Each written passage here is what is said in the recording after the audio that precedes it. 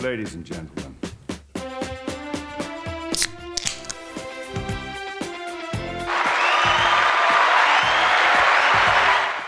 And we're back. This is Drew Sitzler. Tonight I'm joined by Sean Sacramento. What is up, Drew? How you doing today, man? Good. How are you? Awesome. So I'm very thankful that you have me here today. So thank you for inviting me. Thank you for coming, dude. I'm starstruck right now. Honestly, you're a celebrity to me, so this is great. This is great. I'm excited. I wouldn't say that just yet. Maybe locally, but one of these days it'll be a lot more widespread. Yeah, of course. Okay, so Sean Sacramento, why are you here? Why am I here? So recently I released a song that was called Downtown Naperville. Of course. And I'm sure a lot of people who have been in the Chicagoland area have seen this video just go crazy online. It's been getting like tens of thousands of shares. The original video that I posted on Instagram had like almost 500,000 views and probably might have hit that by the time like this video's getting posted. Crazy. And so when I posted that and the song, a bunch of people started like reaching out to me, including this guy right over here. So right now, this is podcast number 2 that I've been on. I went on one earlier this week. Today is December 5th at the time of recording this. So yes. Maybe there's a couple more down the line that you might have to check out. Dude, by the time this comes out, you're going to be like at the New Year's Eve, like a ball drop. You know, you're going to be huge. Spoiler alert, I have a new song dropping New Year's week. Beautiful. There you go.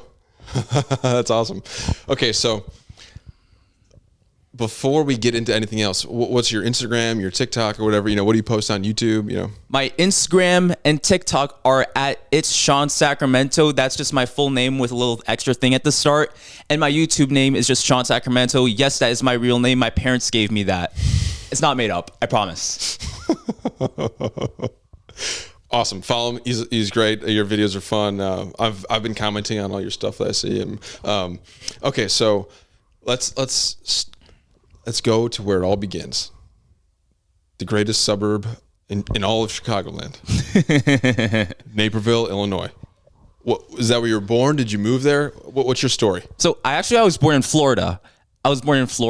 And 2 years into my existence, my parents decided to come over here because we had like family over here. You know, they had a job. Mm-hmm. So I've been here since. I've always lived in like the Aurora, Naperville general area. You know, I always went to school there. I always, you know, when we go shopping, it's always in that area. So that's basically where I grew up for 90% of my life. Okay, awesome. Where did you go to school, if you don't mind, you know? Elementary school, I went to Collishaw and White Eagle, and then I went to Still Middle School, and then Matia for high school. Okay, wow. So now, for the folks at home that don't know, that's kind of like royalty, right? For like sports and stuff. That's like a pretty big high school, right? It's a decently sized. I mean, Matia was like a student body of around 2,800, 3,000, probably somewhere around there at the time. Pretty big, yeah. Yeah. What about the other high schools in the area? Is that Neuqua Valley? Is that another one, right? Neuqua Valley and Waubonsee comprise of District 204. What got you into music? Were you taking music classes in school, or you know, how did this all start?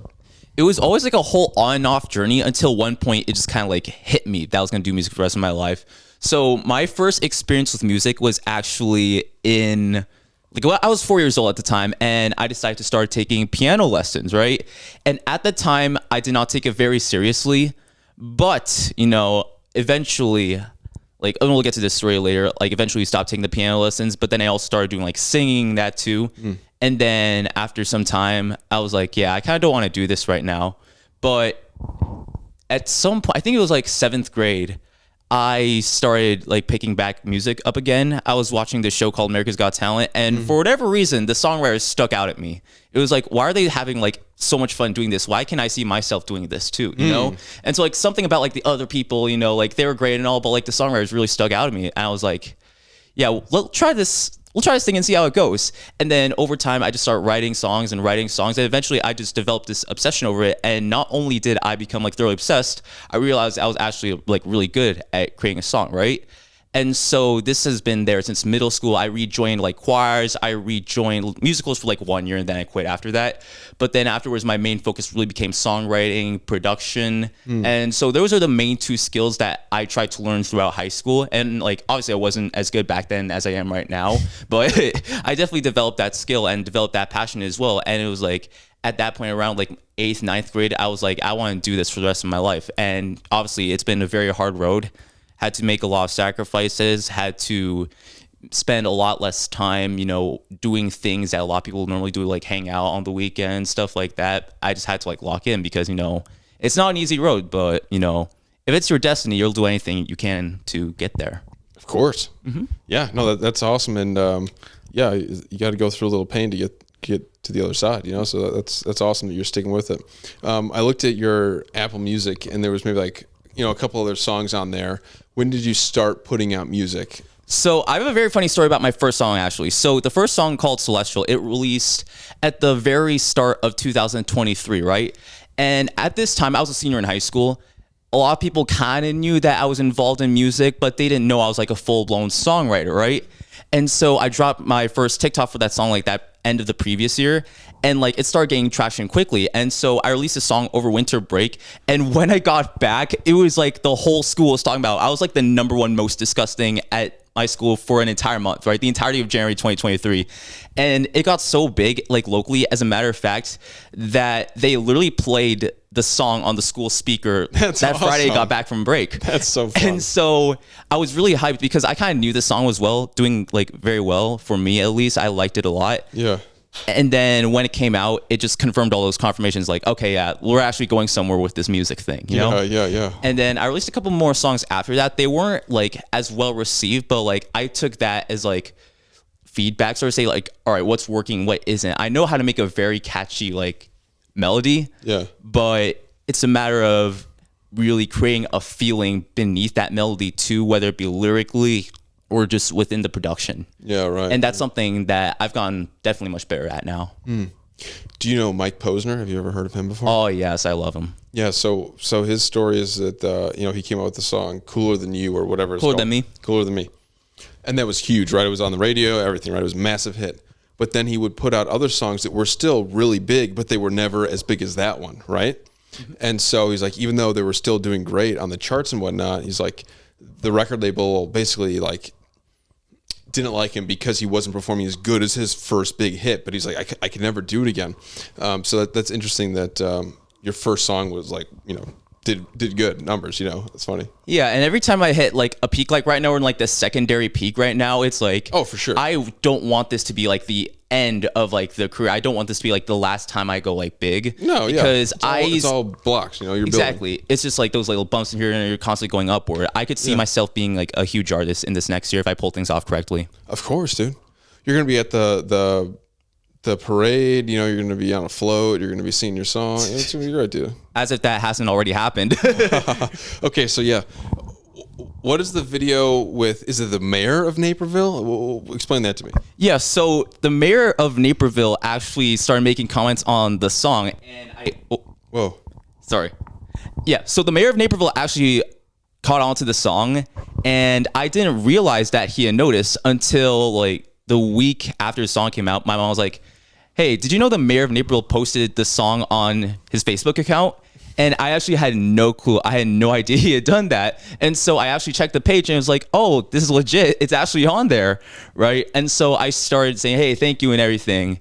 And 2 weeks later, he emails me saying, hey, we would like you on the parade float with me this Thanksgiving. And so I was really excited. Initially, I said no because we had family plans that day, but my family kind of got tired early, so we got home early, which allowed me just enough time to go there. Nice. And so I couldn't create any hype or anything, but it was just so surreal just being on there, just seeing myself go from this like unknown guy trying to like pursue a dream he's had since like 13 or 14 to suddenly being on the float with the city mayor is just like an unreal experience. Oh, of course, man. That's awesome. I mean, that's so cool. You're a celebrity. It's awesome. Locally, at least. Dude, this time next year, or not this time, but next season you're gonna be singing the seventh inning stretch at the Cubs game. I mean, think about it. You go crazy. It's just keep going up. If I do things correctly, I could be on the Billboard Hot 100 by this time next year. Just saying. Of course. If I do things correctly. So I assume your parents and your family are kind of supporting you in this endeavor, right? Yeah, initially I was met with skepticism. I have Filipino parents, so it's nothing against like them. It's just more so that their values involve a lot of work hard, Working, you know, yeah. get rich, not like get rich just to get rich, but like to have like a stable lifestyle for your family, because family's also like a high value, and therefore they want us to have jobs that will provide for the family. Yeah, of course. And also I was met with skepticism, but over time they kind of saw like this thing wasn't going away, you know, it wouldn't go away. And so they were just kind of adapting over time. And now they're just really happy to see me do the things that I do. So I'm forever grateful, because a lot of parents actually are not very supportive of their kids doing music. And they just end up either like moving out or just like, you know, very rebellious, you know. Yeah. Which is funny that, a lot of Asian parents don't want their kids to pursue the arts, even though they make all of them learn piano or violin or whatever. You know, think about like how many Asian kids have to learn an instrument. That's so funny. But it's like, oh, that's not a real job or something. Yeah, that's hilarious. Yeah, you'll always get that, you know. And a lot of times, like those people who have that sort of like workaholic mindset, a lot of people in like Asian countries, like Chinese people, Indian people, have such like a work-oriented mindset that literally anything they pick up, they can somehow master it, you know. I know a lot of people who are doing like CS or like nursing, and they're like very good and like willing to do it. But then again, it's not for everybody, you know. A lot of Filipinos are nurses, right? My brother is a nurse, actually. So it's funny, actually.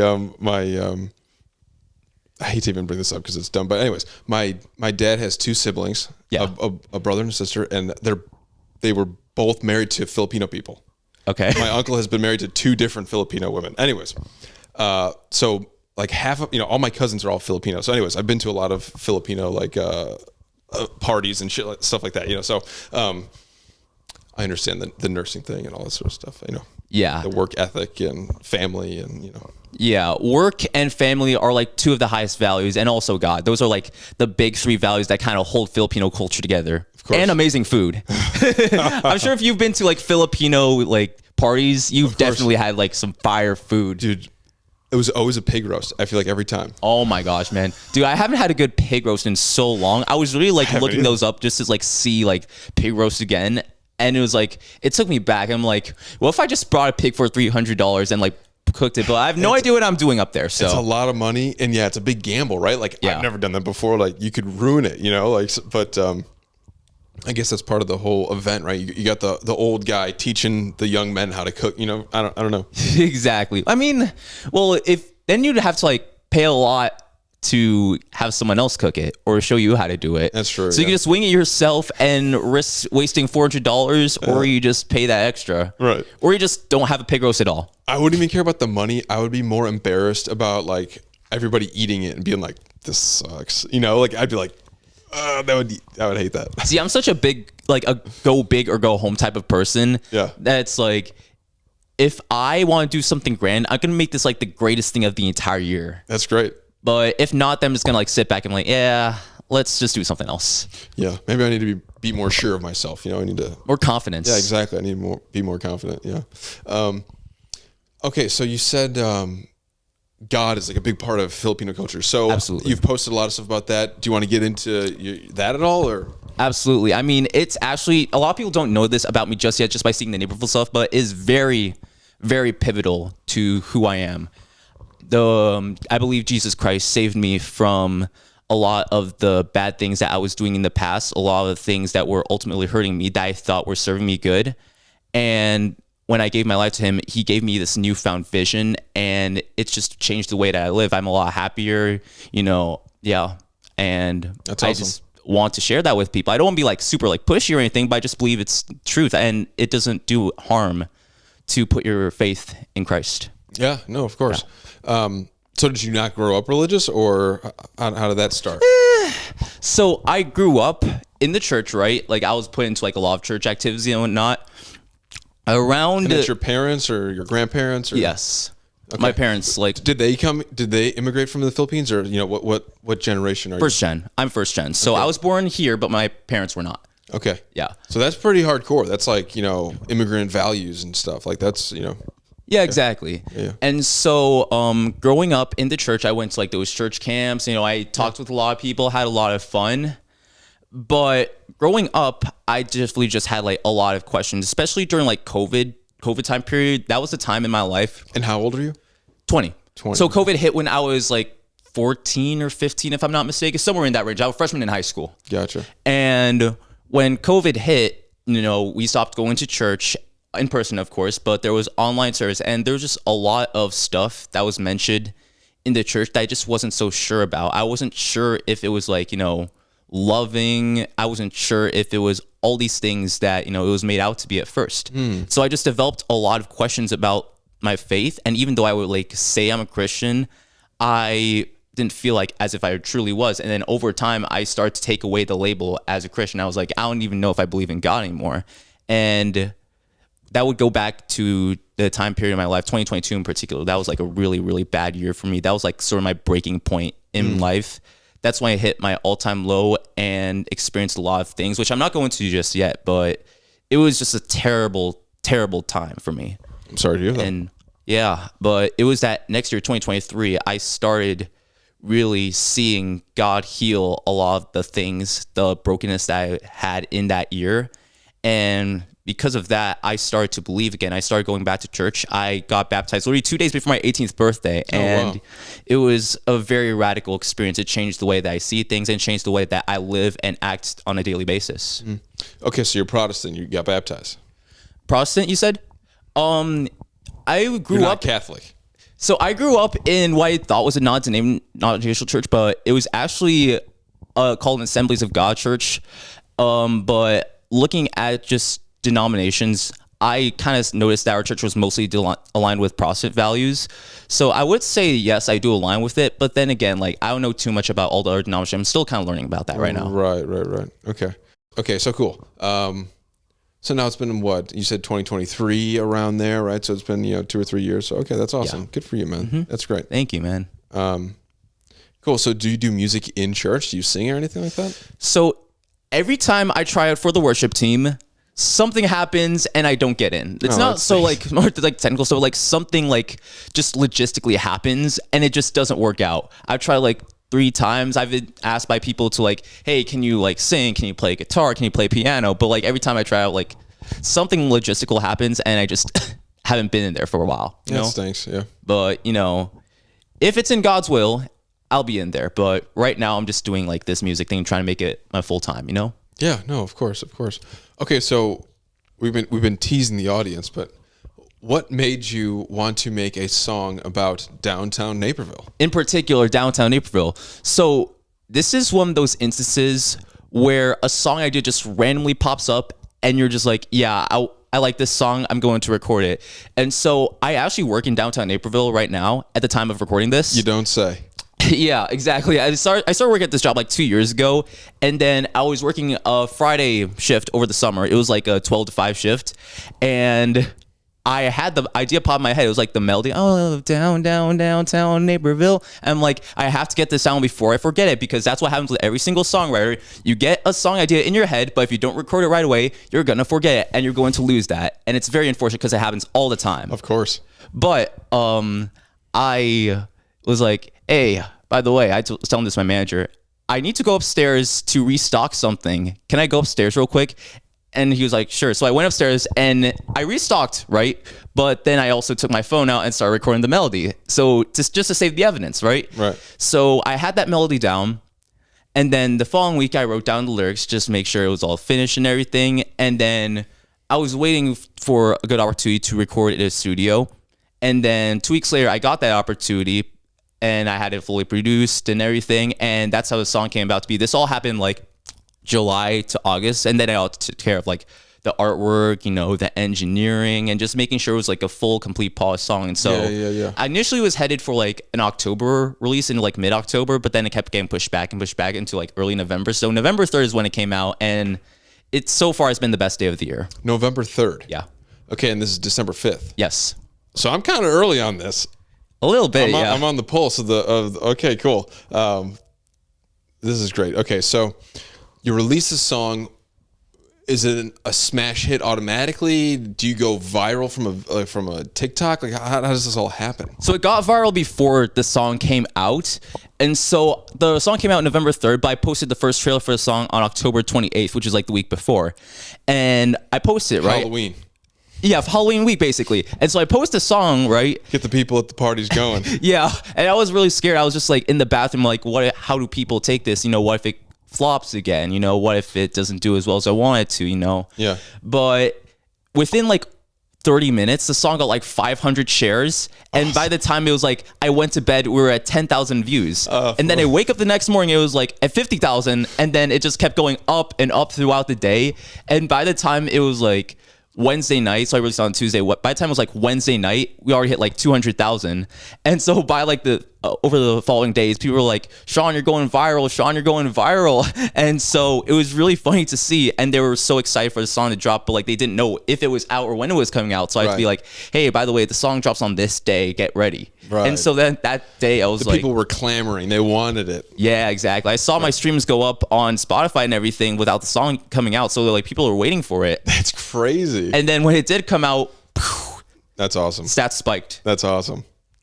Good for you, man. That's great. Congratulations. Thank you, man. I'm very grateful. That's so fun.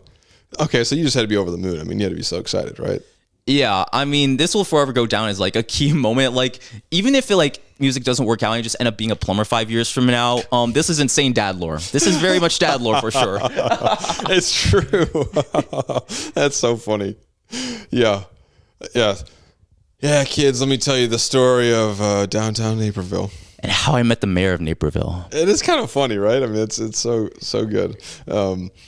Okay, so what's the end game of this? Like, are you gonna come out with an album? Because most of the songs are just singles, right? Like, you're just sort of releasing music when you come up with a song, right? But like, are you gonna make an album? Are you trying to do more music videos or something? Or like, where do you want to go with this? More I have social the next media? year and a half planned out.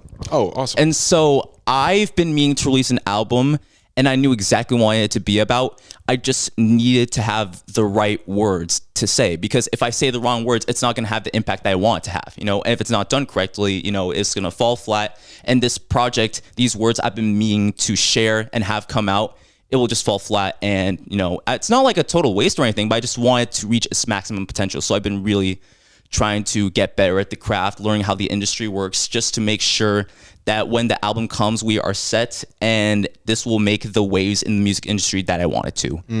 And so the album, as of right now, is currently set to be out in the start of 2027. I know that's a far way out, but I can't just like release it right away. I need to like build up hype. I need to release some more singles. And so this next year, 2026, I have like 8 singles like lined up. Oh, great. Back to back to back to back to back. Awesome. And then it'll start leading to the album starting like the summer. At least that's what the plan is for right now. It could all change, but you know, I like planning things out. And so if this plan does as it's supposed to, then we'll have like several songs out in preparation for the album when it releases. That's awesome. Wow. So, okay. So are you doing this all on your own, or do you have like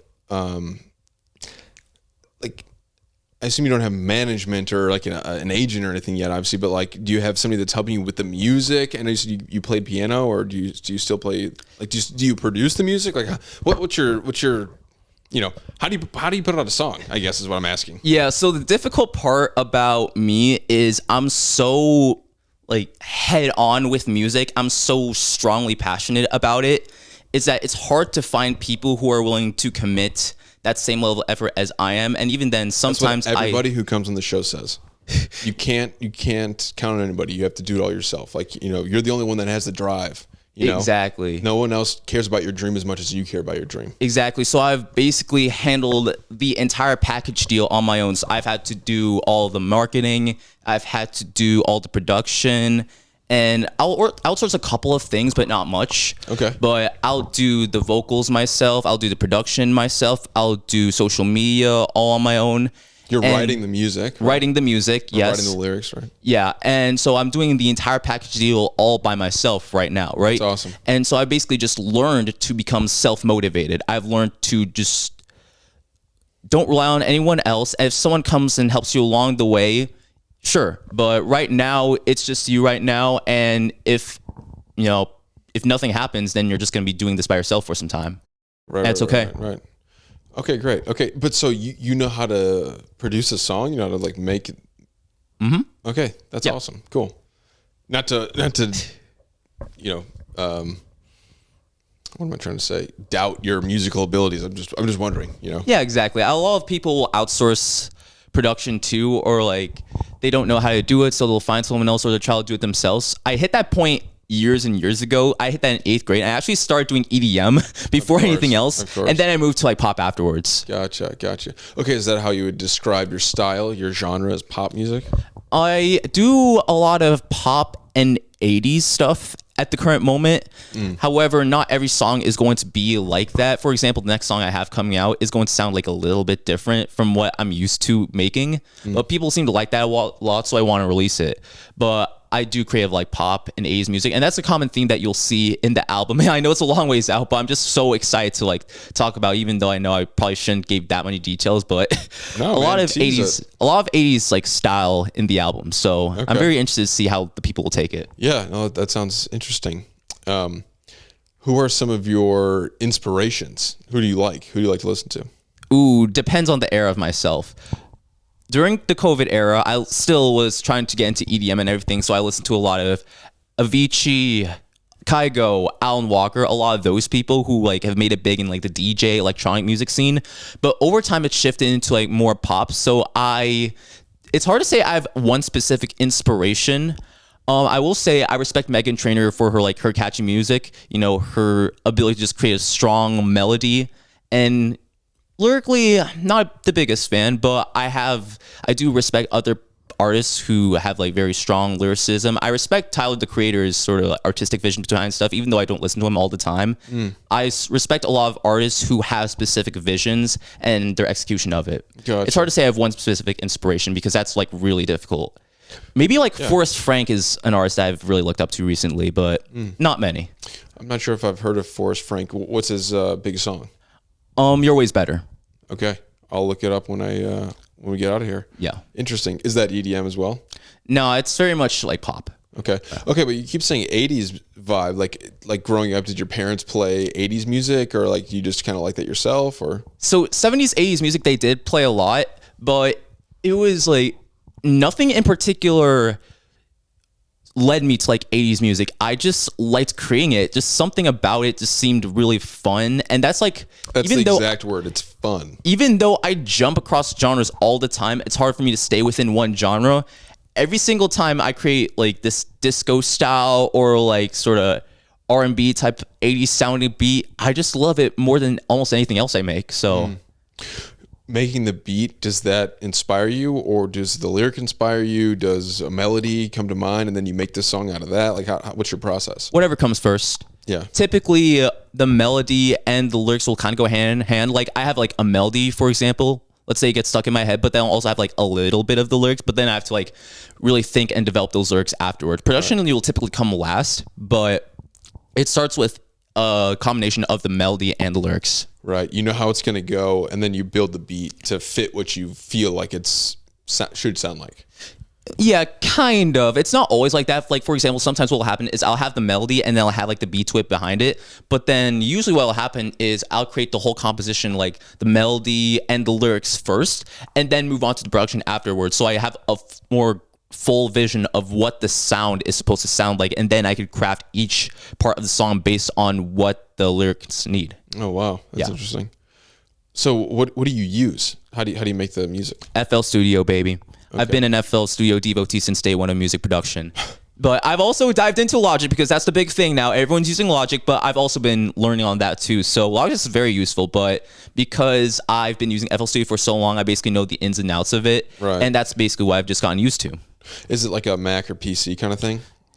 Yeah, so I started music... Or like, Java versus whatever, like coding-wise? Yeah, I started music production in 2019. So at this time, Logic was still kind of like under the radar a little bit, and the big ones like FL Studio or Ableton. I'm not sure how familiar with either of these, but... I've heard of all of those, but I've never tried to produce music. Yeah, so FL Studio I selected because 1, EDM, and 2, it wasn't expensive as some of the other options, and 3, I didn't need a MacBook for it, which at the time I was very much like, a Dell PC type of person. Now I'm like either or, right? But I got FL Studio for the first time in 2019. I had no idea what I was doing. I was just messing around, hoping to make something good. But over time, I got better at music production, but I still stuck with FL Studio, even though everyone's like starting to go with Logic. But then I was like, all right, I need to learn Logic now because this is what everyone's using. And it's basically just an upgrade GarageBand. So I started learning Logic. And like right now I'm still learning, but I know how to do vocal editing on it Gotcha. pretty well. Okay, so how do you record the music? I assume it's all separate, or you make the beat and then you just sing afterwards, or how does that work? So I'll create the beat first, right? And typically the beat will either range from like it's completely done, instrumental is done, versus sometimes it'll just be kind of complete. I just have a general rough draft down. Right. And then you add in later, like, okay, here's where we need to bring this back in. Exactly. So I have been experimenting for years what the best way for me to record my music is, because like I used to go and record with recording engineers a lot, and there was this one guy his name is Chris, right? I recorded with him for like 1 to 2 years. He is phenomenal at what he does. If you live in like the Aurora area, he's great. Absolutely amazing dude. One of the nicest people you ever meet, and he gives you like such strong insight on the music industry. And so he was very helpful in like recording some of the tracks. Some of the old tracks that I have right now actually were done at his studio. But over time, I started to realize that like my style of working is very like self-reliant, as I mentioned. And so what'll happen a lot of the time is when I go out and just record by myself, I feel a lot more focused because it's just me. And because of that, I typically walk out with a more satisfactory result, right? And so now what's actually happening is I actually record it a public library studio, and you don't have to like charge anything. And you just bring your microphone. Well, I do at least. They have microphones, but I have like a really like high-end one that I use for vocal recordings. Right. You just want that space to be able to do it. Exactly. All I need is a space and just me and all the equipment, nothing else, I've worked very autonomously like that. And so once I found that space, I've been using that to record like the past 8 songs that I've recorded. So now I'm just pumping stuff out this month. That's awesome. Mm-hmm. Good for you, man. This is great. So you're kind of getting your feet, and trying to figure it out, and that's great, man. And having this big pop is huge for you. Like, anything now you've got an audience, like that's pretty cool. Yeah, exactly. And I think that's like the hardest part for people is to have an audience that actually supports them. So when I'm be honest, I kind of knew this was going to happen. I knew this song would like get like an audience. That's kind of why I released it so early on in the career, because nobody knew who I was. Now people know who I am. Right, you got your community behind you. Exactly. So, I am going to need, admittedly, some help with funding like the album in this next year. And I believe this will, like, as I mentioned earlier, if I do this correctly, it will send waves throughout the music industry. It will send a strong message. But I definitely appreciate fan support. And I'm not going to like make this episode like a begging for money or anything, but it's kind of like down the road I might need some help like financially with. Well, of course. I mean, it's not begging for money. It's saying if you like what I do, donate. Yeah, exactly. And I've already been talking with my team about like merchandise, meet and greets, getting signatures, having people pay for signatures, because obviously I love music. I don't do music to make money, sort of say, but to make music my full time, I have to make money off of it. So it's like a trade off, Yeah, of course. So I would definitely appreciate fan support.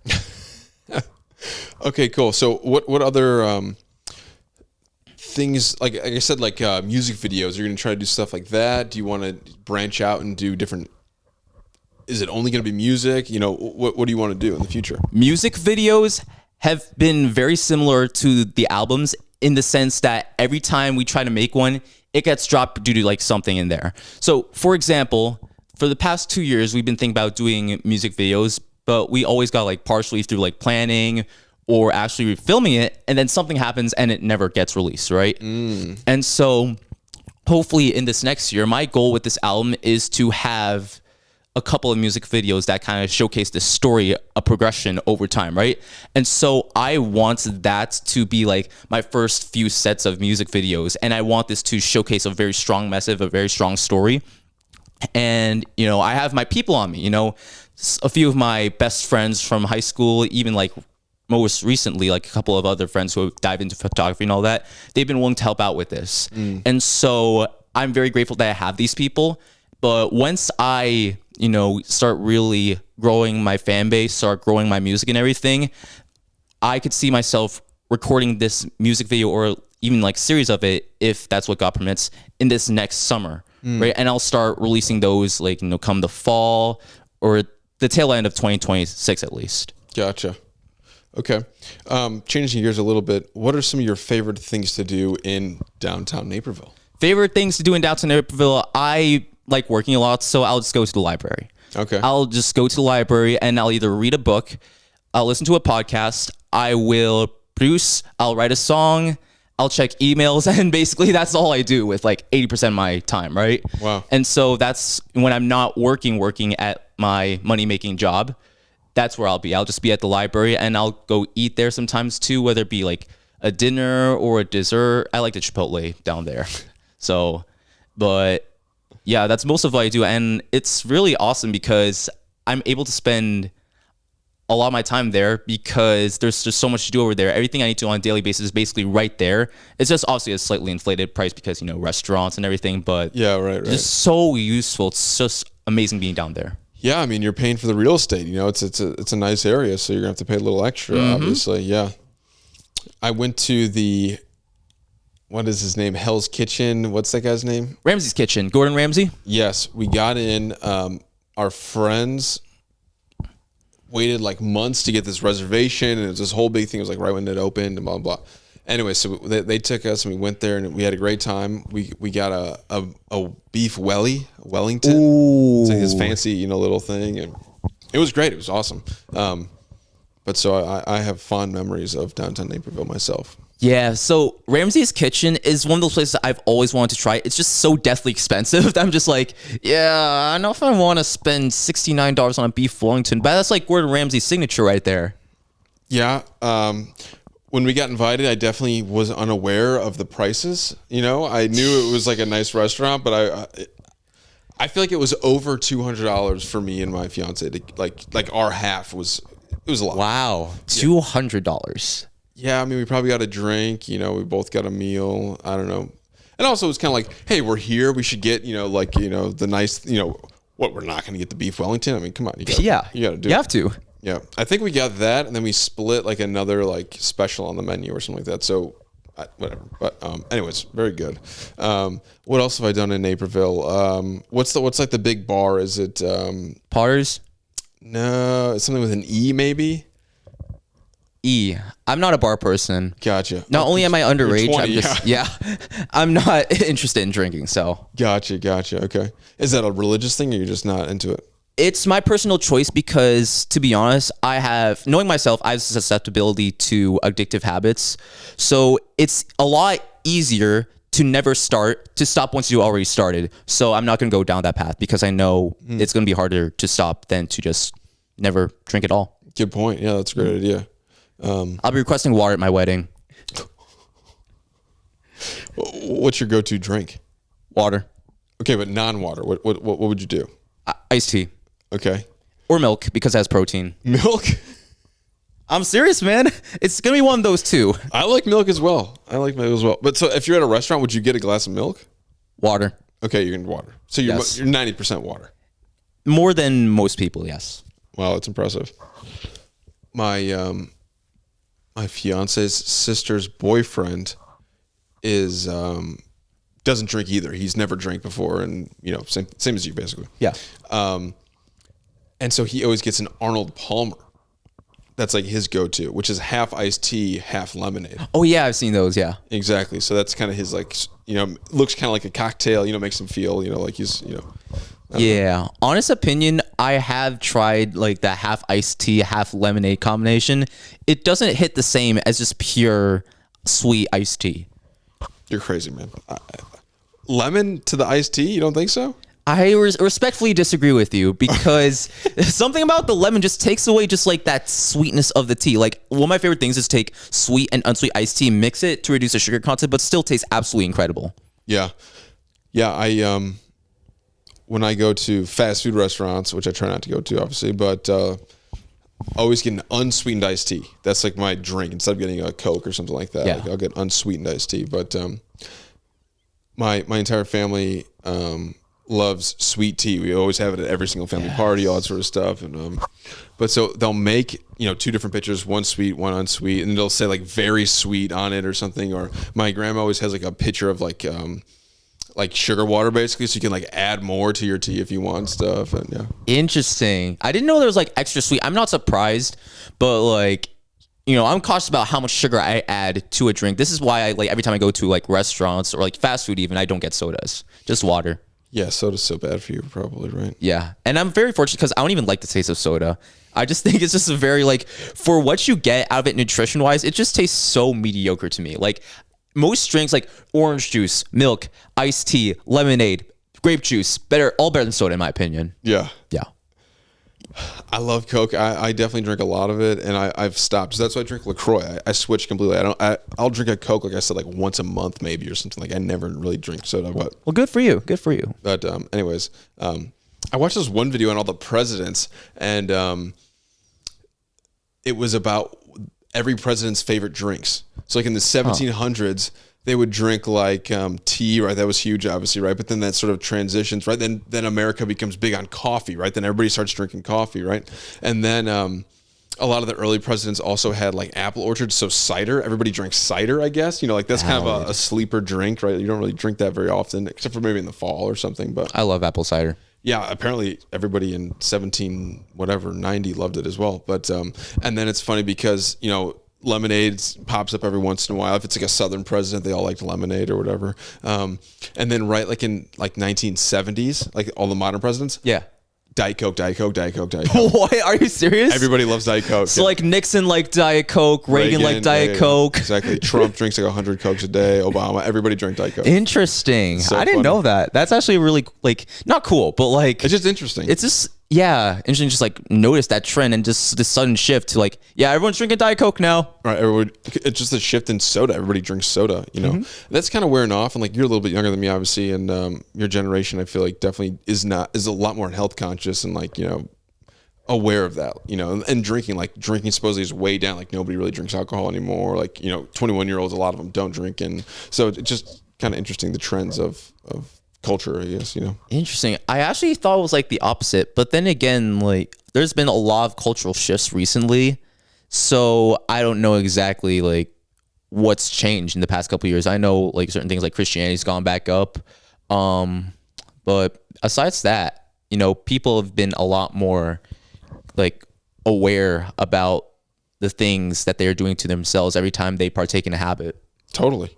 Yeah, I mean it's the internet, right? It's like it's just knowledge, it's information. You know, when you realize like, oh, maybe I shouldn't be using a plastic cutting board. You know, that one drives me crazy. It's like we were just told that this was fine forever, and then you turn it out that like it's basically giving you cancer. It's like what? Yeah. Or drinking alcohol or vaping or whatever, you know. Well, because of all these changing things in the past like 20 years, it is around this time or like more going into the future, we're starting to see what are the actual consequences of these things when done in excess. Mm-hmm. Yeah, it's true. Yeah. Yeah, when everybody has like some weird disease because of vaping, it's gonna be like, duh. Yeah, people didn't know that smoking was bad because I think they created in like the 1920s or 1930s, something like that, and everyone's like, "Oh, this is this new hype thing called Smoking? tobacco." No, it was way older than that. Really? Because I could have sworn it was like this recent thing. No, the 1500s. 1500s. Oh, okay. Columbus, 1942. Well, I must have heard a different story from you then. Well, maybe just like the modern cigarette became like a popular thing. I feel like in World War II, that was like, you know, part of the propaganda was like, you know, a good soldier smokes a Lucky Strike or something, you know, and like maybe that's like what got everybody smoking. I don't know. Yeah, that's a story I've been told. Is like a lot of these soldiers got really sad and they need to cope with the war, so they found smoking and they're like, "Oh, this makes everyone so happy." Yeah. And then 20 years later, everyone gets lung cancer. Right. Yeah, it's crazy. I think only the stats on smoking are crazy. Like I think only like 10% of daily smokers get lung cancer.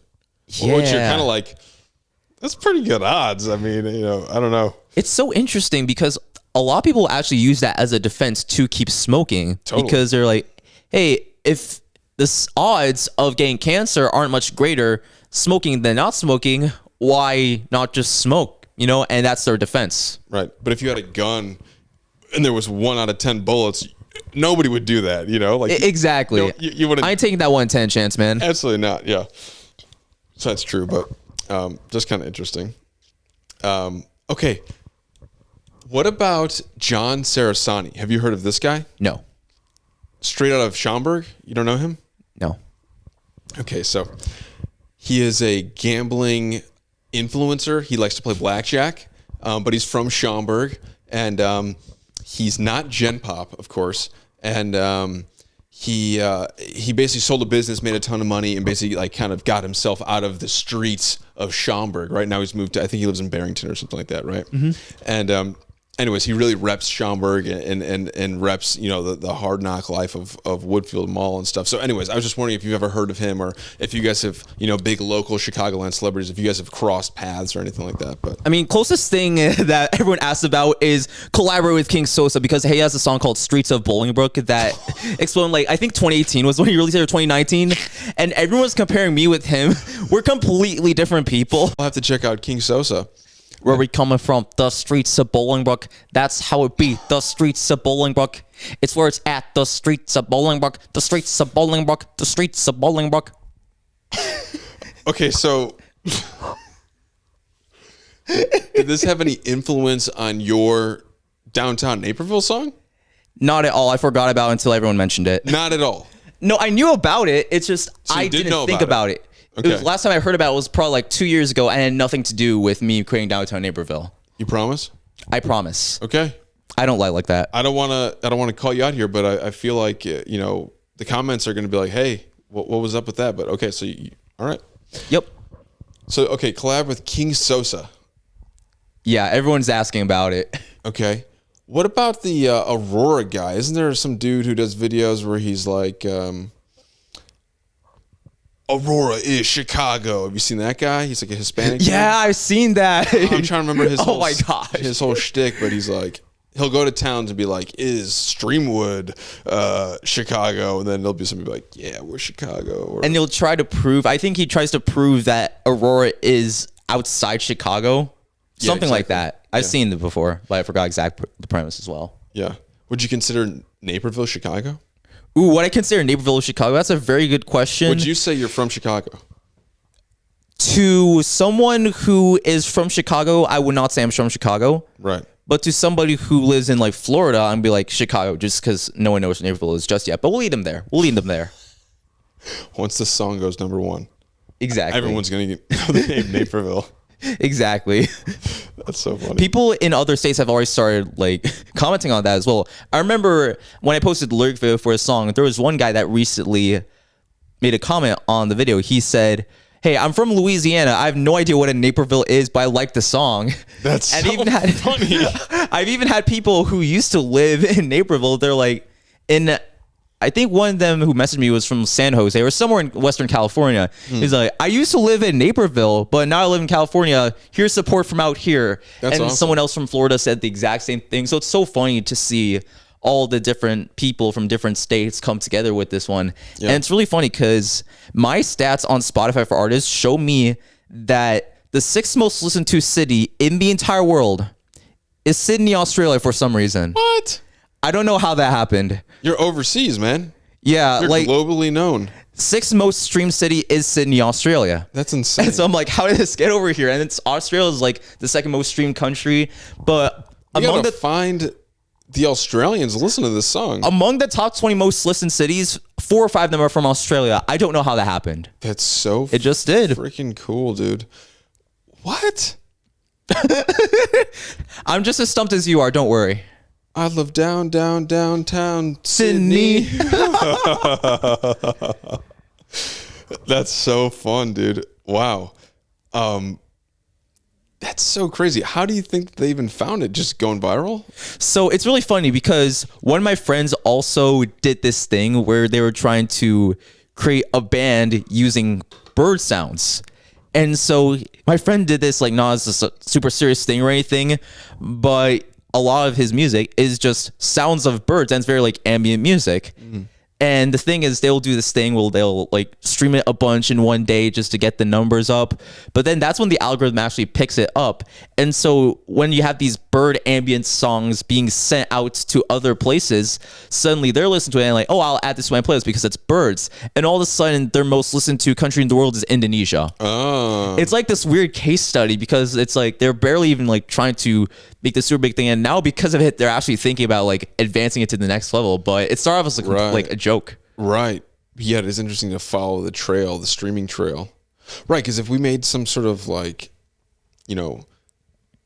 Bollywood hit, what if it goes crazy in India? Right, there's 1 billion people in India. It's like. That's fascinating. Yeah, why wouldn't ambient bird noises go crazy in Indonesia? Yeah, exactly. You need to do it with your target audience, but then again, it is a little bit of a shocker that about 3% of my streams come from Australia. It's like you can't predict that. You can't predict like where it's just gonna randomly blow up for seemingly no reason. You're global, man. That's awesome. Yeah, that's so cool. Okay, Sean Sacramento. One more plug for all your stuff, social media, whatnot. Where to listen to the song. Thank you for doing this. This is fun. Yeah. Thank you for having me. Love to have you on again. Next time you go viral, next big song release, let's come back and promote it. But yeah, so the floor is yours. So my name is Sean Sacramento. Instagram and TikTok are It's Sean Sacramento. YouTube channel is also Sean Sacramento. Please listen to Downtown Naperville. Is currently on Apple Music, Spotify, and YouTube. My next song comes out December 29th. At least that's what I think it's going to be. It's going to happen that week, guaranteed. But yeah, I'm just really excited. Stay tuned for this next year. It's going to be by far my biggest year with music yet. And if you're listening to this early on, you are an OG because 2 years from now, we're going to be a lot bigger. So I love it, man. Very hyped, very thankful for everything that's happened to me so far. You're the best. Sean Sacramento. All right, we are out. Ladies and gentlemen,